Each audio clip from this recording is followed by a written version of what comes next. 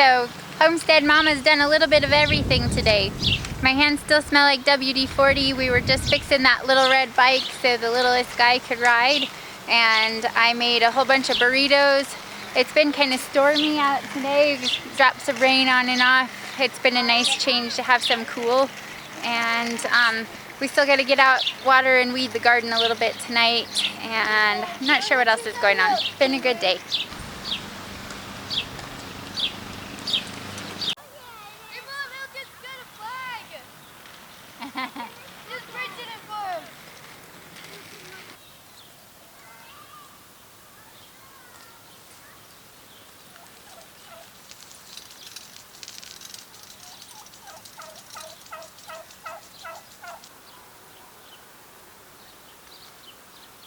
I thought I'd give you guys a quick update on the garden here. We are still working on getting it all weeded, and so it's a work in progress right now, but we wanted to show you what's going on. So right now this definitely doesn't look like anything more than a pile of weeds, but we have parsnips that are just starting to come up in there. They are really slow to germinate. So I haven't weeded just because I haven't wanted to accidentally pull up seeds that were germinating.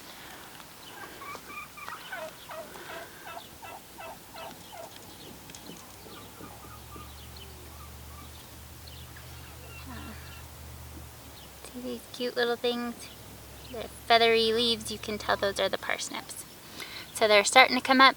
Once they get up big enough we can distinguish them from the weeds, then we will go ahead and weed this row.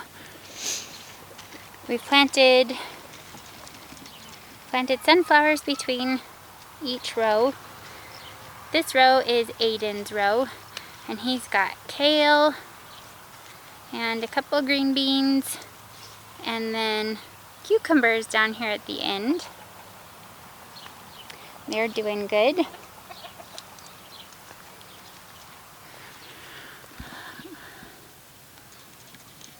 Here are our turnips, and they are doing beautifully. We're eating turnip greens in our salad every night and just loving it. So they're really tender and they aren't bitter. We're really enjoying them. This is Aiden's pumpkin. Ethan's pumpkin. And you guys are going to notice this very sad situation here. We had a frost last week, and thankfully it didn't kill everything back, but it sure slowed us down a little bit and did some damage. I'll show you a few pictures of those. So, sunflowers, and these are the black oil sunflowers. Here's rutabagas, and they are looking beautiful. Sunflowers. And this is probably my favorite row of all. I have carrots on both sides, dill right down the middle, and radishes that'll grow in between as the carrots are starting to come up. So we've already harvested quite a few radishes. You can see the holes in this section right here. And there's more that we'll be able to pull up before too long. That's Elkin's pumpkin. He planted his just a little bit later. This row is summer squash. I've got a few different kinds. A couple different kinds of beets are in here.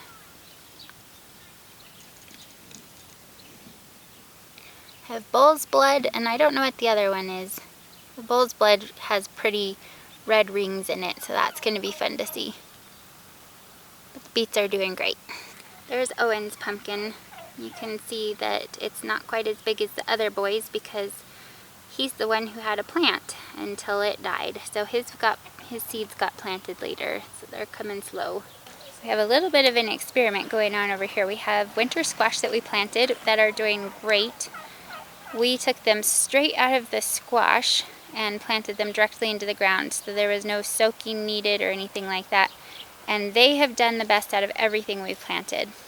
So the thing that saved our winter squash from that terrible freeze was that I've been letting the lamb's quarters grow. But the plant back here is still in great shape. The only thing that froze were the leaves that were up above the weeds. So I'm going to trim these all back. I got about 20 pounds of feed for the chickens today with the half a row that I trimmed. So this, for as long as I can keep up with, will be chicken fodder. And if the harvest just gets too busy, then we'll pull them out. They're easy to pull. I don't have a lot, but you can see I've got a few little cabbages that are coming up in here. I think I'll go ahead and try to plant a couple more because they're pretty sparse. We have onions all across here, and I'm pretty sure I'm not giving this garden enough water. My other garden I have on a drip, and it's real easy to make sure it gets a ton. This one is not getting enough, and things are looking a little bit pale. So that's going to change this week. And it saw a whole lot of frost damage. Oh, our potatoes were up and beautiful, and this is what we were left with.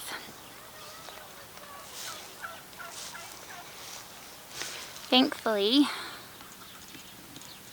even though there was a lot of damage, the plant seems to be intact, and it's starting to regrow leaves.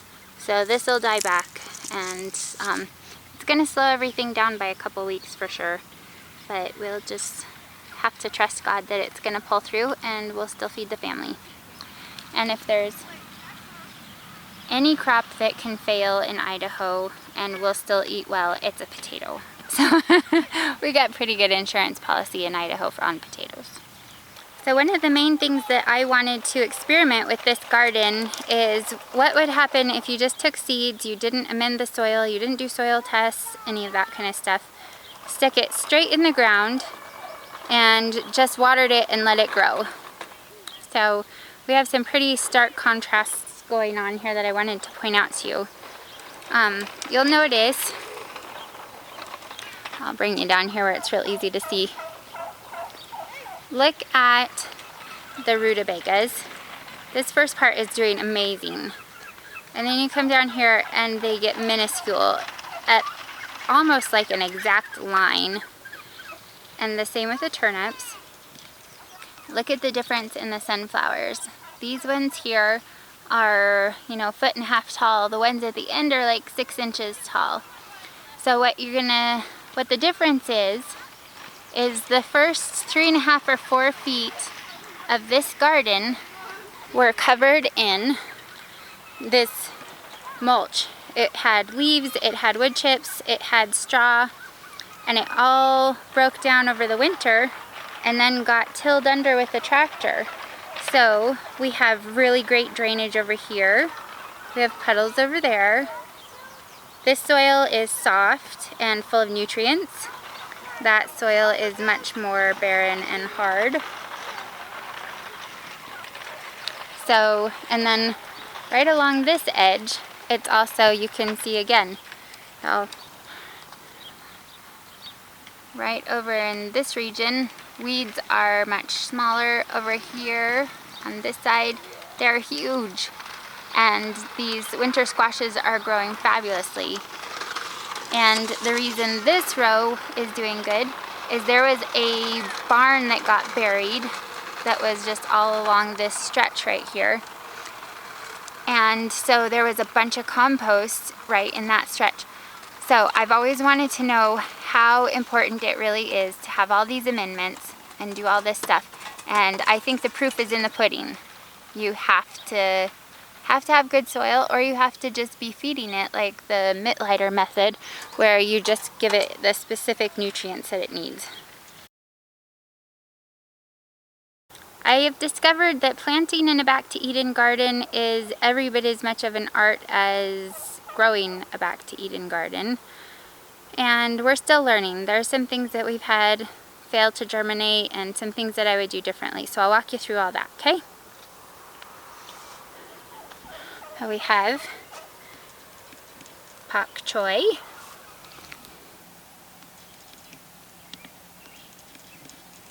And it looks like it's time to start harvesting some of it. Ugh, This is what we're having trouble with.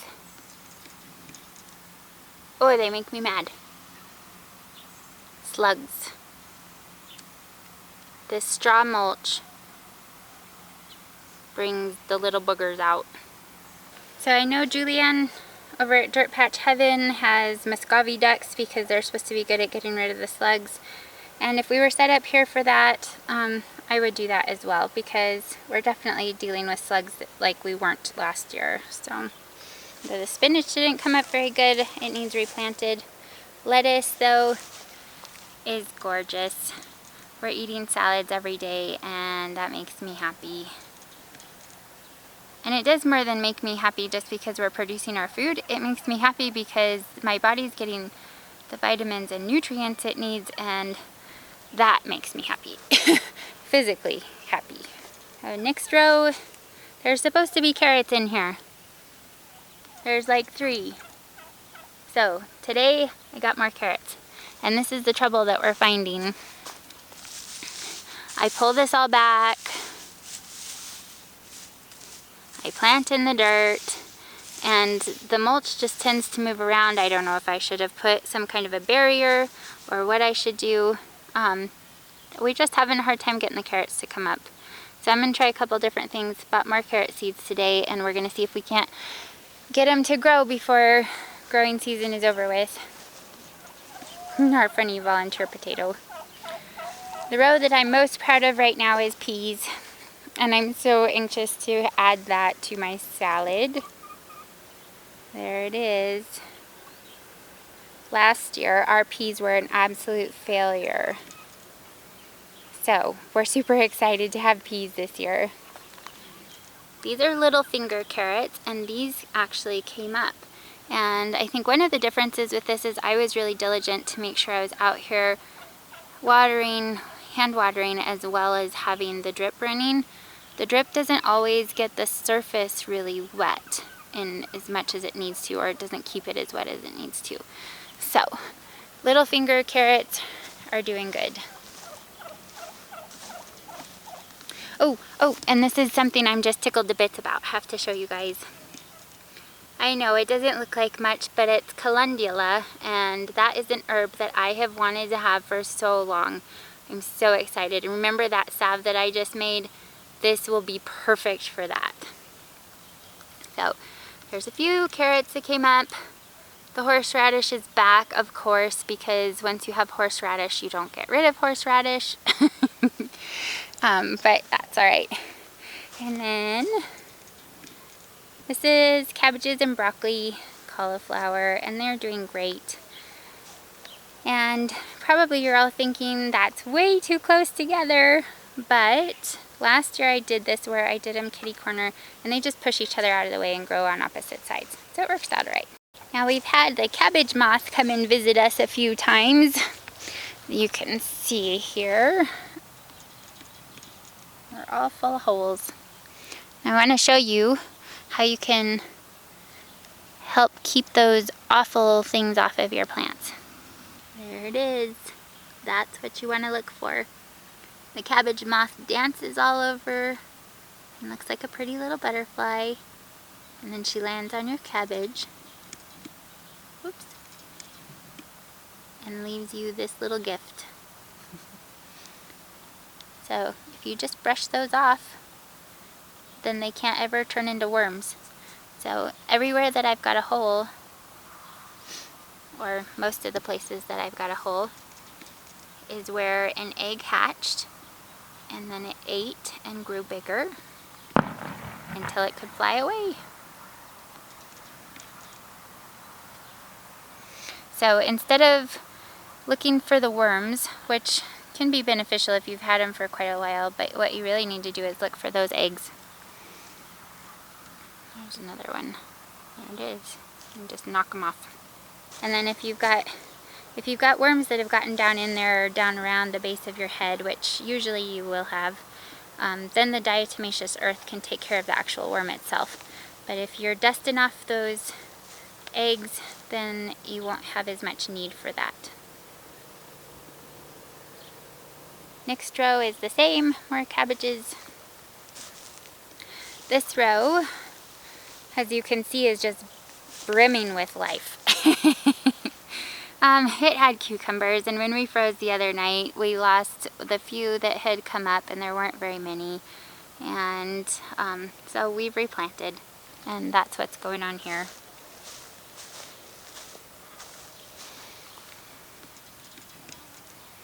There's 2 lonely survivors, and they are struggling. I know cucumbers don't do really well with transplant. So last year I transplanted them, and I thought, well, this year I'm just going to go ahead and plunk the seeds in the ground and see if they do better, because they don't have to go through transplant shock. And we have had such a cool year, other than a couple days here and a couple days there. They are not germinating well. So maybe it would have worked really good last year. It's not working really good this year. It's such a, I don't know. You never really know with gardening what's going to happen. This is kind of exciting though. We have some tomatoes that have flowers already. That one took a pretty good hit with the frost. I really didn't think it would recover, but it's coming back, so that's good. Here's another sad frost story. This was a row of gorgeous little green beans that were just doing so well. And I came out, and I know that I'm on YouTube and I'm supposed to be really good at walking out and showing you as things unfold and let you be part of it all, and I was so devastated I couldn't even take a picture of it for Instagram or anything for quite a while. So sorry, you missed out on the drama. But you can celebrate with me instead, which is more fun, because they're coming back and the leaves are growing, and it's gonna set us back a couple weeks, but I think they're gonna be okay. And I've given them some blood meal, which is high in nitrogen and supposed to help produce lots of leaves, just so that they can just kind of focus on the foliage right now. I don't want them freaking out and producing beans because they think that their time is up. So here's a couple that took minimal damage, and this is what they should all look like right now instead of completely topped. So, oh well, that is part of farming and gardening and living in nature. Everything is different every year and things take their course. So our volunteer potato plants have just gone berserk. There's flowers on them, so I guess we could pull up some new potatoes. But we have green beans growing in front of it, so I'm not sure we will. And over here, I'm pretty excited about this. These are little tiny tomatillo plants, and we're really tickled about the thought of having tomatillos this year. We have, back behind them we have sunflowers. These are giant sunflowers, and my neighbor planted sunchokes, and if you don't know about sunchokes, they're Jerusalem artichokes. They're super invasive. They are kind of like Bermuda grass or quack grass. They just grow and grow and grow, and the more you chop them up, the more they grow. So we have lots of sunchokes. And so this is kind of my invasive species corner. I have tomatillos, which I've heard you can't get rid of once you plant them. And there's ground cherries, which are a relative of the tomatillo and supposed to be the same. So we'll try to keep the invasive species to one side of the garden.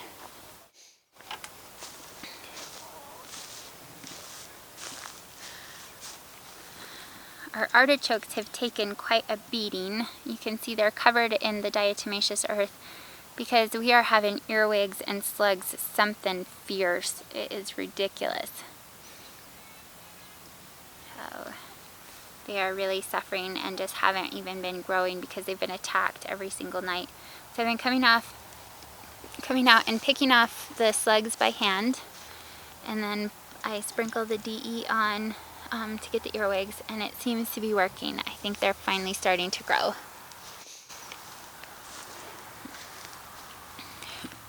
Here's another sad frost story. That's a pepper plant, and it looks like it's trying to come back. We'll see. I don't know if it'll come back strong enough to be able to produce anything or not, but we'll let it try. And again, this is what's going on with the cucumbers. I am really finding cucumbers and carrots do not like to germinate in this cover. And I scrape it back and I scrape it back and I scrape it back, and the wind blows it, and it's just making it difficult to grow the cucumbers. Plus, over here, this end of the garden is pretty wet, and I think that the ground is just too cool. They just don't want to come up. One last thing, I have planted winter squash in places where I'm already watering, and that way it's not costing me a lot of extra time, but I can still kind of squeeze them in without having to take up garden space. There's a set there. That I think is actually summer squash at the end of the raspberry row. And then we have these little, I think they're called delicates or something like that. They're kind of like acorn squash. And we planted them all up against the raspberries here. And they'll just fill up this whole section between the raspberries and the strawberries. And we should get a really good harvest off of those. And then these are some bigger ones. I think these are banana squashes. I have them at the end of that raspberry row. And the end of this raspberry row. Or strawberry row, sorry. So that is what we have going on. There's a lot of things that we wish were growing bigger and faster. And there's a lot of things that got hit by the frost.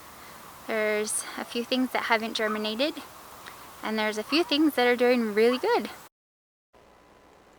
I love it when you guys stop by for a visit. It's so much fun to show you around the garden. You know, gardening is something that you learn a little bit at a time, and when challenges arise, you learn how to face them and take care of them, so that's what we're doing. Thanks so much for stopping by. If you like what you saw, then make sure to give us a thumbs up, and if you haven't already, hit that subscribe button.